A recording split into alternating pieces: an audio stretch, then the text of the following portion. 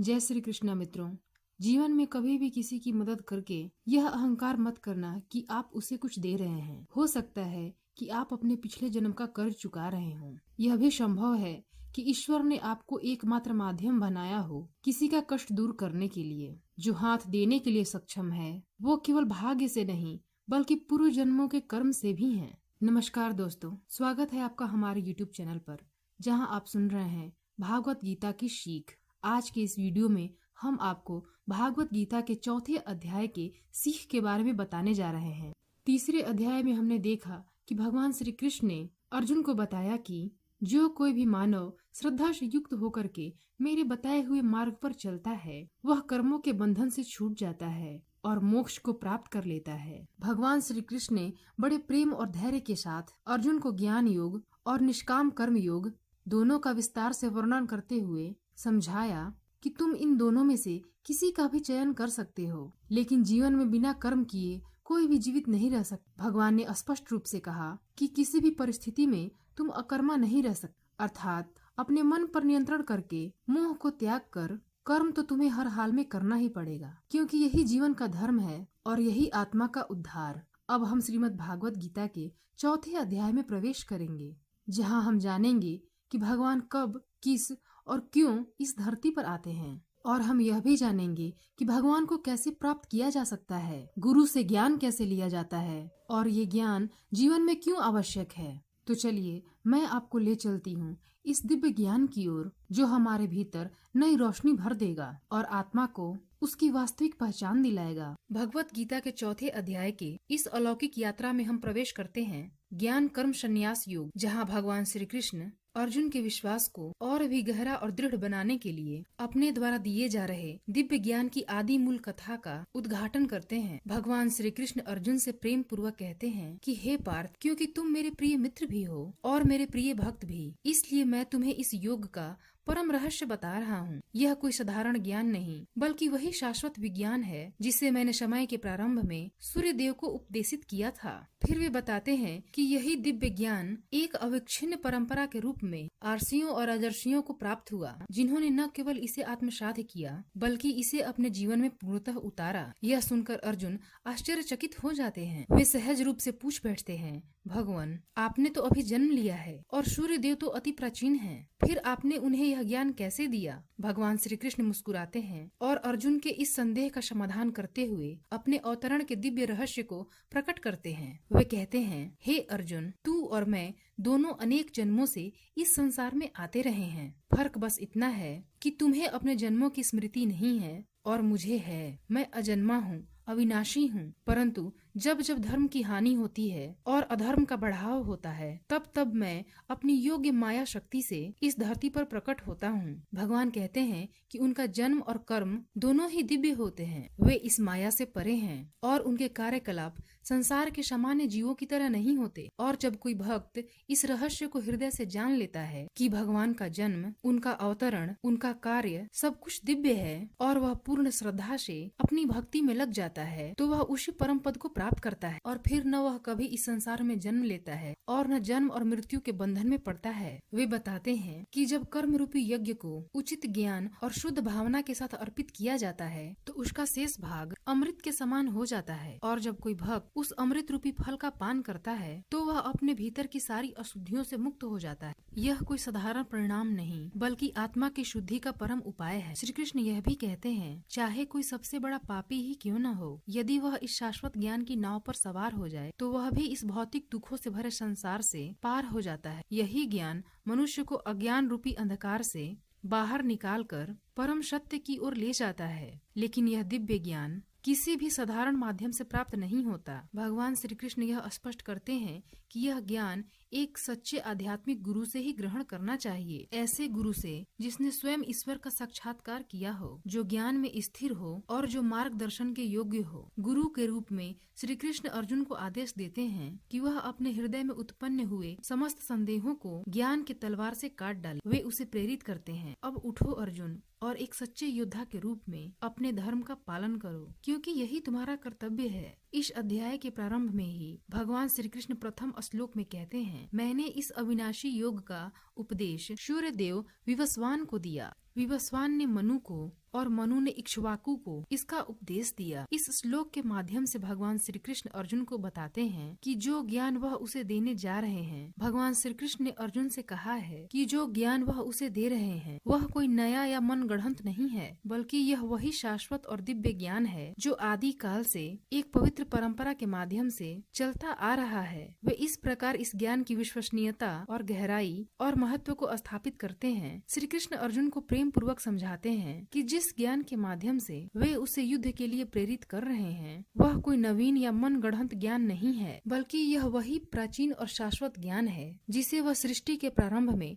सूर्य देव विवस्वान को उपदेशित किया था। सूर्य देव ने इस ज्ञान को प्रथम मानव मनु को दिया था और मनु ने इसे आगे चलकर सूर्य वंश के प्रथम राजा इक्ष्वाकु को बताया। श्री कृष्ण अर्जुन को यह भी बताते हैं कि इस भौतिक जगत की प्रकृति ही ऐसी है कि समय के साथ यह पवित्र ज्ञान परंपरा क्षीण हो गई और धीरे धीरे विलुप्त होती चली गई। इसलिए आज उसी प्राचीन गूढ़ योग ज्ञान को वे पुनः अर्जुन के समक्ष प्रकट करते हैं, क्योंकि अर्जुन उनके प्रिय मित्र और सच्चे भक्त हैं। भगवान स्पष्ट करते हैं कि यह दिव्य ज्ञान कोई सामान्य व्यक्ति नहीं समझ सकता। इसे समझने के लिए हृदय में श्रद्धा, भक्ति और ईश्वर के प्रति पूर्ण समर्पण आवश्यक है। अर्जुन ने न केवल भगवान श्री कृष्ण को एक मित्र के रूप में स्वीकार किया, बल्कि एक परम आराध्य के रूप में भी पूजा। इसलिए भगवान ने अर्जुन को इस अमूल्य ज्ञान का अधिकारी बनाया। श्री कृष्ण कहते हैं, हे अर्जुन, क्योंकि तुम मेरे परम मित्र और परम भक्त हो, इसलिए मैं तुम्हें इस युग का परम रहस्य बता रहा हूँ। यह श्रीमद् भगवद गीता का दिव्य ज्ञान है जिसे कोई भी केवल बुद्धि से नहीं बल्कि श्रद्धा और भक्ति से ही आत्मसात कर सकता है। भगवान श्री कृष्ण की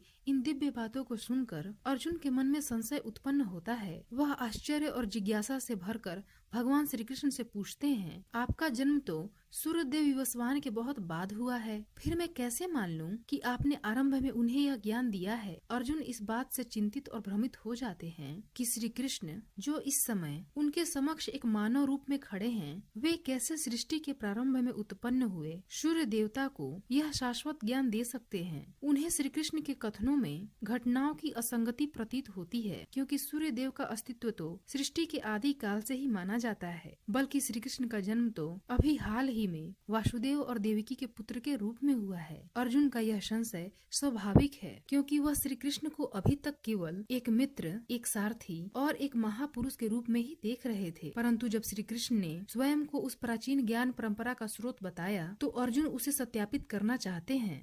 तब श्री कृष्ण अत्यंत गंभीरता और करुणा के साथ श्री कृष्ण से कहते हैं, हे अर्जुन, तुम्हारे और मेरे अनेकों जन्म हो चुके हैं। फर्क बस इतना है कि तुम्हें उन जन्मों का स्मरण नहीं है, लेकिन मुझे सब याद है। यहाँ भगवान श्री कृष्ण अपने दिव्य स्वरूप का रहस्य प्रकट करते हैं। वे स्पष्ट करते हैं कि वे भले ही इस संसार में मानव रूप में उपस्थित हों, लेकिन उन्हें सामान्य मनुष्य की तरह नहीं देखा जाना चाहिए। वे अजन्मा, अविनाशी और सर्वज्ञ हैं। वे इस भौतिक जगत में अपने भक्तों की रक्षा और धर्म की स्थापना के लिए योग माया के माध्यम से प्रकट होते हैं। उनका जन्म, कर्म और स्वरूप सभी दिव्य हैं, भौतिक नियमों से परे हैं। जीवात्मा और परमात्मा में यद्यपि कुछ समानताएं हैं, फिर भी दोनों के बीच अनेकों गहरे भेद हैं। दोनों ही सच्चित आनंद स्वरूप हैं, अर्थात अस्तित्व, चेतना और आनंद के स्वरूप में स्थित। फिर भी उनका स्वरूप और सामर्थ्य पूर्णतः भिन्न है। भगवान सर्वव्यापक हैं। वे संपूर्ण ब्रह्मांड में व्याप्त हैं, हर कण में, हर जीव में, जबकि आत्मा केवल एक शरीर में ही सीमित रहती है। भगवान की उपस्थिति अनंत है, पर आत्मा की उपस्थिति सीमित। भगवान सर्वशक्तिमान हैं, उनके लिए कुछ भी असंभव नहीं है। वहीं आत्मा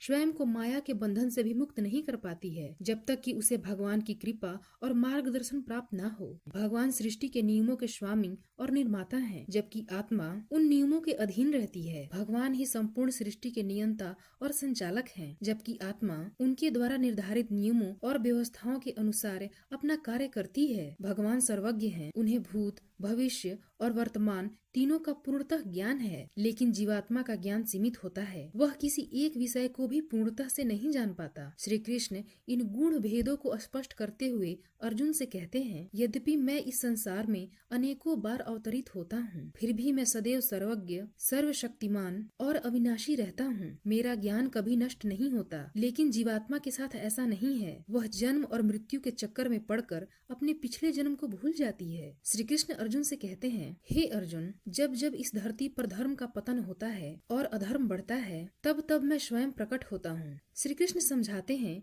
कि धर्म केवल बाहरी कर्म कांड नहीं है, बल्कि वह नियत और शुद्ध आचरण है जो मानव आत्मा को आध्यात्मिक उत्थान की ओर ले जाता है। और जब यह धर्म समाज से हटने लगता है और जब मानव मूल्य, मर्यादा और सत्य से विमुख हो जाता है, तब वह आचरण अधर्म कहलाता है। जब अधर्म अपनी चरम सीमा पर पहुंचता है, तब स्वयं भगवान, जो सृष्टि के मूल कारण है, वो अवतरित होते हैं ताकि अधर्म का विनाश करके धर्म की पुनः स्थापना कर सकें। यही प्रक्रिया भगवान के अवतरण की होती है। भगवान श्री कृष्ण इस अवतरण के 3 प्रमुख कारण बताते हैं। पहला, दुष्टों और अधर्म का नाश करने के लिए। दूसरा, अपने भक्तों के उद्धार के लिए। तीसरा, धर्म की पुनर्स्थापना करने के लिए। श्री कृष्ण यह भी कहते हैं कि जिस प्रकार कोई भक्त मुझसे प्रेम करता है, उसी प्रकार मैं भी उससे प्रेम करता हूँ। जिस भाव से लोग मेरी शरण ग्रहण करते हैं, मैं भी उन्हें उसी भाव के अनुसार फल देता हूँ। इस कथन से भगवान यह स्पष्ट करते हैं कि उनकी कृपा और उत्तरदायित्व समान रूप से सभी पर निर्भर करता है। ना कोई बड़ा, ना कोई छोटा, बस श्रद्धा और भक्ति ही वास्तविक संबंध का आधार है। इसके साथ ही भगवान यह भी बताते हैं कि मनुष्यों के गुणों और कर्मों के अनुसार उन्होंने 4 वर्णों की रचना की है। यह सामाजिक व्यवस्था है जो आत्मा के स्वभाव और कर्तव्यों पर बनी है। लेकिन श्री कृष्ण स्पष्ट करते हैं, यद्यपि मैं इस समुचित व्यवस्था का रचयिता हूँ, फिर भी मैं अकर्ता हूँ और अविनाशी हूँ, क्योंकि मैं उसमें लिप्त नहीं होता। भगवान श्री कृष्ण अर्जुन से कहते हैं, मैंने भले ही इस संपूर्ण सृष्टि की रचना की है, फिर भी मैं यह अहंकार नहीं करता कि यह सब मैंने किया है। यही भाव मनुष्य के लिए भी आवश्यक है। कर्म करते हुए यह भावना नहीं होनी चाहिए कि मैं कर्म कर रहा हूँ, बल्कि यह समझना चाहिए कि सब ईश्वर की प्रेरणा से ही हो रहा है। जो मनुष्य फल की आशा और सुख दुख की भावना से परे होकर निष्काम भाव से कर्म करता है, वही वास्तव में श्रेष्ठ है। जिस व्यक्ति को अपने शरीर का घमंड नहीं होता, जो अपने इंद्रियों और मन को वश में रखता है, वह मनुष्यों में सबसे ऊंचा और श्रेष्ठ माना जाता है। भगवान अर्जुन से कहते हैं, हे अर्जुन, जो व्यक्ति इस धरती पर भी प्रसन्न नहीं रह पाता, वह परलोक में भी सुखी नहीं रह सकता। इसलिए हर मनुष्य को चाहिए कि वह अपने जीवन में सच्चे गुरु को पहचाने, अपने इंद्रियों पर नियंत्रण रखे, लालच और मोह का त्याग करे और गुरु की सेवा में रहकर उस दिव्य ज्ञान को प्राप्त करें जो आत्मा को अज्ञानता से मुक्त करता है। भगवान श्री कृष्ण उदाहरण देते हैं, जिस प्रकार अग्नि सूखी लकड़ियों को भस्म कर देती है, उसी प्रकार गुरु से प्राप्त किया हुआ ज्ञान मनुष्य के भीतर के सारे अज्ञानता को जला देता है। जो मनुष्य निरंतर कर्म करता है और पूरे श्रद्धा भाव से मुझ में लीन रहता है, वही अंततः मुझे प्राप्त कर पाता है। ऐसा व्यक्ति अपने समस्त कर्मों को कर्ता बन के ईश्वर को समर्पित कर देता है और तब उसके कर्म कभी उसे बांध नहीं सकते। इसलिए हे अर्जुन, तू भी इस दिव्य ज्ञान को अपने हृदय में धारण कर और यह समझ कि वास्तव में तुम कुछ नहीं कर रहे हो, सब कुछ मैं ही कर रहा हूँ। अतः जो अज्ञानवश तुम्हारे मन में संदेह उत्पन्न हुआ है, उन्हें ज्ञान रूपी तलवार से काट दो और पूर्ण विश्वास और समर्पण के साथ अपने कर्म का पालन करो, क्योंकि यही मार्ग तुम्हें मुझ तक ले जाएगा। हे भरतवंशी अर्जुन, स्वयं को योग में स्थिर करो, अपने भीतर की शक्ति को जगाओ और उठकर अपने धर्म का पालन करते हुए युद्ध करो। मित्रों, श्रीमद् भागवत गीता के 4थे अध्याय में भगवान श्री कृष्ण ने बहुत ही स्पष्ट रूप से कहा है कि जब जब इस धरती पर धर्म की हानि होती है, मानवता का पतन होता है और जब नकारात्मक शक्तियाँ समाज पर हावी होने लगती हैं, तब भगवान किसी न किसी रूप में अवतरित होकर धर्म की पुनः स्थापना करते हैं। इस अध्याय में यह भी समझाया गया है कि यदि आपको किसी से कुछ सीखना है, तो सबसे पहले आपके हृदय में उसके लिए सच्ची श्रद्धा, आदर और सम्मान होना चाहिए। सीखने की भावना निस्वार्थ और निर्मल होनी चाहिए, न कोई लालच, न कोई द्वेष और न ही कोई बुरी भावना। ज्ञान क्यों आवश्यक है? क्योंकि हम चाहे जीवन के किसी भी क्षेत्र से हों, यदि हमें उस क्षेत्र में प्रगति करनी है, तो हमें गुरुओं से मार्गदर्शन और शिक्षा लेना अनिवार्य है। यही ज्ञान हमें इस जीवन में लक्ष्य की ओर और जीवन के बाद परमात्मा की ओर ले जाता है। साथियों, आशा है कि श्रीमद् भागवत गीता के 4थे अध्याय का यह सरल व्याख्या आपको पसंद आया होगा। आपने इस अध्याय से क्या सीखा, कृपया कमेंट करके हमें जरूर बताएं। यदि इस वीडियो में मुझसे कोई त्रुटि हुई हो तो मैं विनम्रता पूर्वक क्षमा प्रार्थी हूँ।